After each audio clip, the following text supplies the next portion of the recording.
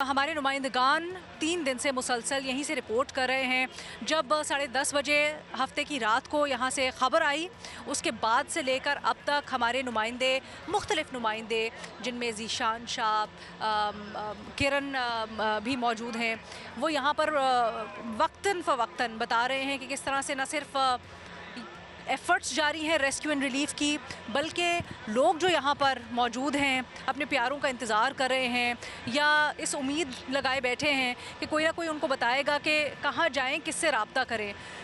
ये सब कुछ जानते हैं ज़रा हुआ क्या एग्जैक्टली। ज़ीशान शाह और किरण खान हमारे साथ मौजूद हैं।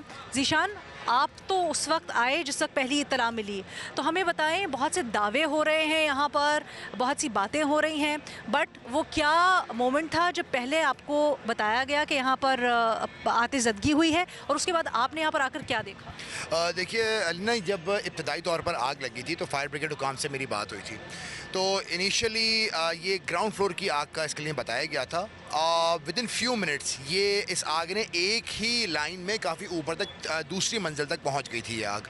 इब्तदाई तौर पे पहले 4 यहाँ पे फायर टेंडर्स भेजी गई थी, फिर उसके बाद में दोबारा से मेरी बात हुई तो फिर मज़ीद 4 फायर टेंडर्स यहाँ पे भेजी गई। 8 फायर टेंडर्स ने इब्तदाई तौर पर यहाँ पे काम स्टार्ट किया।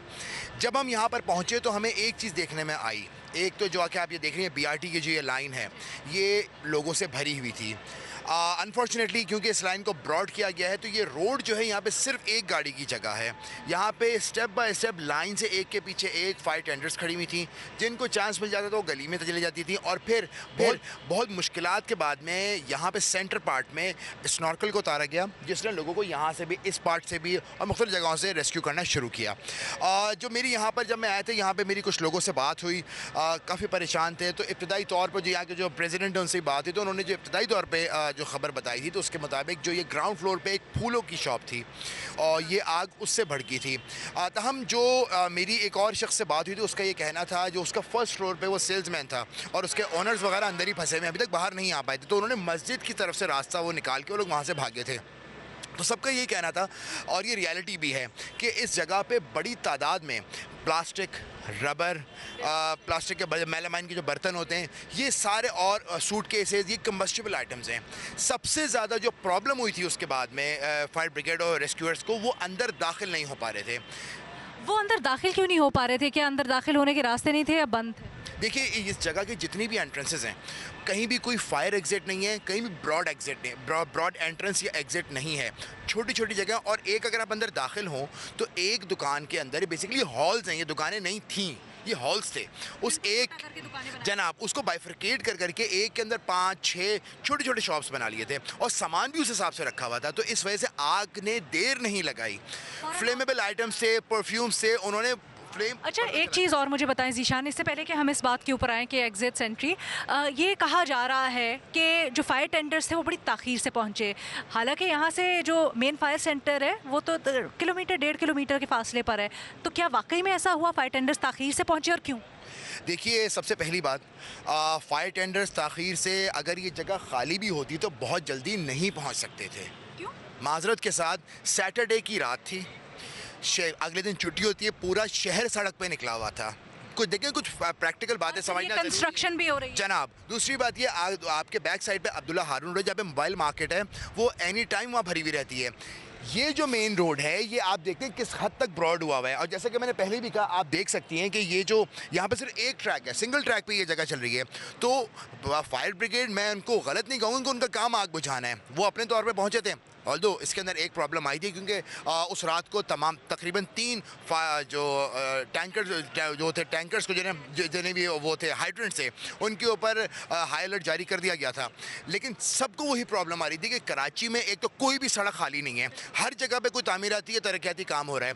और ये बहुत बड़ी वजह बनी है हैवी ट्रैफिक, क्योंकि सारी हैवी गाड़ियाँ हैं, उनको यहाँ पहुँचने में बहुत मुश्किलात का सामना। हम यहाँ पर जब खड़े हैं तो बड़ी मुश्किल से हम देखते हैं, हालांकि पूरा एरिया कॉर्डन ऑफ कर दिया गया है, लेकिन फिर भी बड़ी मुश्किल से यहाँ पर एक लाइन में बना के खड़े हैं। अच्छा, मुझे ये बताएं, फिर दूसरी बात ये आई कि जब यहाँ पर पहुँच गई गाड़ियाँ तो सामान नहीं था फाइटर्स के पास, जैसे कि जो मास्क होते हैं वो लगा के अंदर दाखिल हो सकते थे। क्या ये सच है? खैर, इनके पास देखिए गाड़ियों में सामान होता है, ऐसी बात नहीं है, इनके पास सामान होता है, उन्होंने अपनी मदद आपके तहत हो गई। लेकिन बहुत सारे फायर फाइटर से, जो मेरे चीफ फायर ऑफिसर से मेरी बात हुई, उनका यही कहना था कि उनके 37 साल की नौकरी में इतनी बड़ी आग उन्होंने नहीं देखी। सबसे बड़ा प्रॉब्लम ये था कि अंदर लोग मौजूद थे। दूसरी बात ये कि जितने भी एंट्रेंसेस हैं वहाँ पे छोटी छोटी शॉप्स हैं और आग इतनी बढ़ गई थी। मैं आपको बताता चलूँ, जिस वक्त यहाँ पे आग को कंट्रोल किया जा रहा था और जब पानी मारा जा रहा था तो फ्रंट की आग मुकम्मल तौर पे बुझ गई थी। लेकिन जो अंदर हीट थी, जो 1200 दुकानों के अंदर जो सामान सारा लदा हुआ है, उसकी जो हीट थी वो अंदर जाने नहीं दे रही थी और ये एक बहुत बड़ी वजह बनी है ऑपरेशन। ज़ीशान, आपने बहुत इस शहर में मुतअद्दिद दफ़ा प्लाजाज में आग लगने के वाक़यात हुए हैं और आपने बहुत कवर भी किए हैं।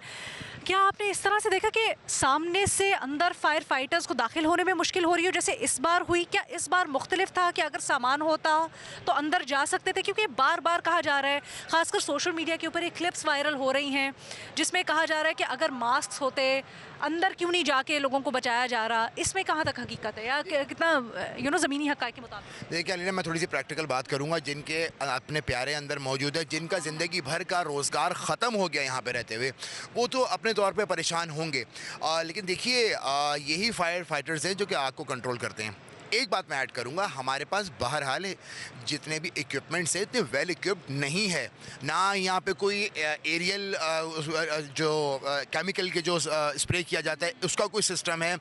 दूसरी बात, इंफ्रास्ट्रक्चर, बिल्डिंगें, यहाँ पे जितनी फैक्ट्रीज़ या बिल्डिंगों में आग लगती है, कोई भी जो उसकी प्रॉपर एनओसी सबको मिल जाती है, लेकिन जो डूज एंड डोंट्स होते हैं, फायर एग्जिट होना चाहिए, एक्सटर्नल एग्जिट्स होने चाहिए, कुछ भी नहीं होता। अच्छा, मुझे ये बताएं, अभी आपने केमिकल मेंशन किया, एरियल तो यहाँ पर मेरा ख्याल है नहीं हो सकता था क्योंकि अंदर करके आग लगी हुई थी, तो जो भी करना था साइड से ही कार्रवाई करनी थी। सिर्फ पानी की मदद दी गई, क्या अमूमी तौर पर इसी तरह होता है या फोम, केमिकल, मुख्तलिफ अज्जा होते हैं जिससे आग बुझाई जा सकती है? वो यहाँ पर होनी चाहिए। केमिकल का इस्तेमाल होता है। उस रात में थोड़ा ताख़ीर से पहुँचा था, इसमें कोई शक नहीं। केमिकल पहुँचा था यहाँ पे, ताख़ीर से पहुँचा था। पानी भी यहाँ पर था, लेकिन मैंने फिर कहा 4000 गज़ का ये प्लॉट है। जब अंदर की जानिब आग लगी हुई होगी, उधर पहुंचना नामुमकिन है और इस वजह से ये बहुत बड़ी वजह बनी है। अब ये बड़ा अहम सवाल है कि जब लोग इस तरह की बिल्डिंग्स में दुकानें ख़रीदते हैं या किराए पे लेते हैं और फिर वो लोग उस बिल्डिंग को इस्तेमाल कर रहे होते हैं, मेंटेनेंस देते हैं, और वो मेंटेनेंस इन्हीं कामों के लिए होती है कि बिल्डिंग की देखभाल, ये वो, और फायर एग्जिट्स और ये वो सब कुछ बनेगा। इस तरह की बिल्डिंग्स के अंदर आपने क्या मुशाहिदा किया? क्या लोग इस बात के ऊपर एम्फसाइज़ करते हैं कि हमारी बिल्डिंग के अंदर फायर एग्जिट है या नहीं है, हमारी जो राहदारियों में सामान नहीं होना चाहिए, दुकान से आगे बढ़कर वो उसको सही तरह से प्रॉपर्ली इंश्योर किया जाता है या नहीं? कराची में कोई भी ऐसी जगह नहीं है या पुराना जो जितने भी ये मॉल्स हैं जहाँ पे इस किस्म की एनओसीज़ को फॉलो किया जाए। माजरत के साथ यहाँ पे कोई भी ऐसा नहीं है। ये तीसरा 2 साल के अरसे में ये तीसरा प्लाज़ा है, शॉपिंग प्लाज़ा। इससे पहले गुलिस्तान राशिद बिनास रोड पे 2 प्लाज़ाज़ में आग लगी थी। एक में लोगों वो इतना खूबसूरत प्लाज़ा बना हुआ है, पैक्ड है, लेकिन वहाँ पे बाहर निकलने की जगह नहीं थी, लोग जली हुई हालत में बाहर आए हैं। यही प्रॉब्लम हमारे शॉपिंग प्लाज़ाज़ में है, यही प्रॉब्लम हमारे यहाँ की फैक्ट्रीज़ में है। बल्दिया टाउन की फैक्ट्री में चले, माना उसको बाहर से उसके बहुत सारी उसके ऊपर बातें आ रही हैं कि बंद किया था, लेकिन फायर एग्जिट्स कहीं भी नहीं थे। इंटरनेशनल रूल है, जब बिल्डिंग बनती है तो जितने भी फायर या इमरजेंसी एग्जिट्स होते हैं वो ओपन होते हैं, वो अलग से लोहे की उसकी लेडर्स बनाई जाती हैं।